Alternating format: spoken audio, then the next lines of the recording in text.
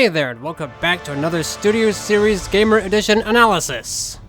We had a couple reveals in the live stream yesterday, so I figured I'd run through what we got. Though it isn't anything too special. One we already got a first look at, and the other is just a slight remold. Still, we'll run through them and see how they compare to their in-game counterparts. We'll start with the new reveal first. So, up first we have Deluxe Cliffjumper. There isn't a whole lot to mention about this guy. He's basically just a red repaint of Bumblebee with a new head.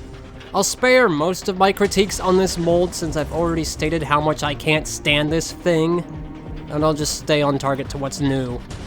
So, he has a new head, which looks fairly accurate. I can't really find anything too wrong here. For the head, at least. I am curious if they will package him as a War for Cybertron figure or a Fall of Cybertron figure, because as we know, he didn't appear in War for Cybertron. At least not the main version, anyway. What is weird is I thought I heard them say that he was going to be based on the DS version, even though I remember seeing the FOC promo art for him, and I thought, that's not right. So, I don't know if somebody was just misinformed, or maybe I just read it wrong. Either way, it'll be curious to see. Well, trashy mold aside, I can still see he has the inaccurate black section on the chest. That should be red, not black, but I guess they're doing it for more color variety. It's still wrong, but whatever. He has the exact same accessories as Bumblebee, the Energon battle pistol, plasma cannon, and short sword. So, nothing new there. And if we check out vehicle mode, well, there really isn't much to say. It looks fine, you know? Again, I like the color they went for him. I think it's a good blend. That's really all there is to say for Cliffjumper. Again, it's just a repaint of Bumblebee with a new head. And since the robot mode is utter scrap, I'm not too interested in this. But we have one more reveal to run through, so let's check him out next. Next, we have an official reveal of Voyager Megatron. And I still think he looks pretty good. I think the robot mode is pretty on point to what they had in the game. It's obvious they said the robot mode is the priority as opposed to the tank, but I think that's fine. The colors on him look very, very nice. I'm glad he's not overly dark. He's got a good blend there. I like it. There are a couple things that bother me about this guy.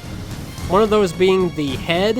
I think it's just a bit too off from what he had in the main game since he's using the cinematic style. And there is the fusion cannon. I get that it's just the tank cannon slapped on there, but come on, if they can make Optimus Prime's axe both the butterfly axe and the main axe, they could have shelled out a bit more budget for a more accurate fusion cannon piece. Or make the cannon interchangeable somehow. That would have been nice, because that cannon just looks too simple. He also still has that gray stripe on his left arm, which should be fully red, but again, not the biggest deal. Fortunately, the upper left shoulder does seem to have a joint that'll let that shoulder piece flip down. So we can at least get that to be accurate. The spiked mace looks decent enough, I guess. Might differ from the in-game model a little bit, but I don't think it's anything too bad. I'd probably want to see him in person before I pick him up, assuming I even see him in person, because I don't see a lot of new figures around here. But I still like how he looks. Then, if we move over to tank mode, it's the weak link, we'll be honest about that. He doesn't have any of the red paint that he has on the sides in the game. But going between the two modes he has, I'd much rather have a more accurate robot mode than a more accurate tank mode, if I had to choose, at least. So, it's, not the best. Personally, I think the Deluxe tank might have been a bit better.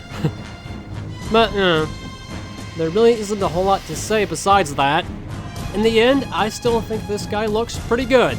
I definitely want to see him in person, but I like what I see for the most part.